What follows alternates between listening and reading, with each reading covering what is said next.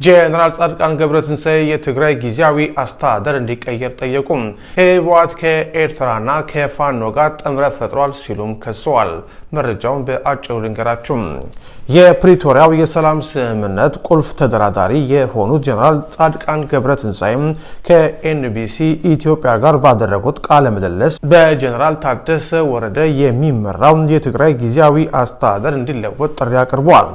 ጄኔራሉ አክለውም በደብረ ጽዮን ገብረ ሚካኤል የሚመራው የህወሓት ክንፍ ከኤርትራ መንግስትና ከፋኖ ጋር በመሆን ሀገርን የማተራመስ አዲስ ጥምረት ፈጥሯል ሲሉ በቃለ ምልልስ ላይ ሲናገሩ ሰምተናቸዋል።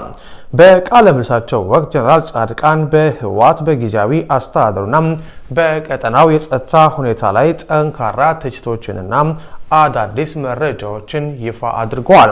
ጄኔራሉ እንዳሉት የፕሬዝዳንት ኢሳያስ አፈወርቂ መንግስት በዶክተር ደብረ ጽዮን የሚመራው የህወሓት ኃይልና እንደ ፋኖ ያሉ የኢትዮጵያ ተቋሚ ኃይሎች በአንድ ላይ በመሆን ሀገርን የማተራመስ ስትራቴጂ ይዘው መንቀሳቀስ ጀምረዋል ሲሉ ከሰዋል።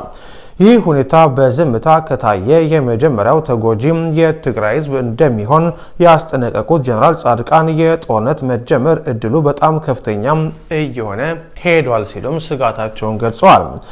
አክለውም የትግራይ ህዝብ ይህን አካሄድ በጽኑ እየተቃወመ መሆኑን ተናግረዋል። ህዝቡ ከወንድሞቻችሁ ማለትም ከሌሎች ኢትዮጵያውያን ጋር ሳትታረቁም እኛን ካረደን የኢሳያስ መንግስት ጋር ታርቃችሁ ጦርነት የጋበዛችሁብና ከእንግዲህ የጦርነት ሸክም አንሸከምም፣ በሰላማዊ መንገድ መኖር እንፈልጋለን እያለ መሆኑን ጄኔራሉ ተናግረዋል።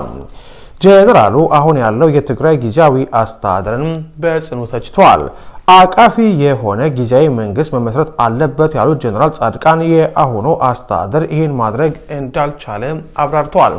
ጄኔራል ታደሰ ወረደ ለዓለም አቀፉ ማህበረሰብ ቃል የገባቸውን 8 ነጥቦች ተግባራዊ እንዳላደረገም በመግለጽ አንዱንም አልተገበረም፣ ተፈናቃዮችን አልመለሰም፣ ከውጭ ኃይሎች ጋር መገናኘቱንም አላቆመም ብለዋል። በመሆኑም ሌላ መንግስት ሊተካ ይገባል ሲሉ በግልጽ ጥሪ አቅርበዋል። አሁን ትግራይ ውስጥ መንግስት የለም፣ ሰላም የለም፣ ጸጥታ የለም፣ ሰምታችሁ ከሆነ ህፃናት በመቀሌ በጅብ የሚበሉበት ሁኔታ ነው ያለው በማለት አስተዳደሩን ተችተዋል።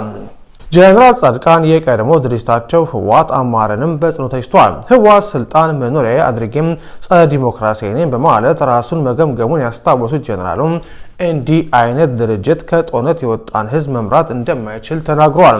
እሳቸውና ባልደረቦቻቸው ያቋቋሙት አዲስ የፖለቲካ ምክር ቤት ዋና ዓላማ የትግራይ ፖለቲካ ሊወጣ ወደማይችልበት ማጥ ውስጥ ከመግባቱ በፊት ወደ ሰላማዊና ዲሞክራሲያዊ መስመር እንዲገባ በር መክፈት መሆኑን ገልጸዋል። የህወሓት አንጋፋ መሪ የነበሩት አቶ ስብሃት ነጋም ይህንን ምክር ቤት ማቋቋም በጦርነቱ ካስመዘገብነው ድል ይልቅ ይበልጣል ማለታቸውንም ጄኔራሉ በመጥቀስ የምክር ቤቱን አስፈላጊነት አጉልተዋል።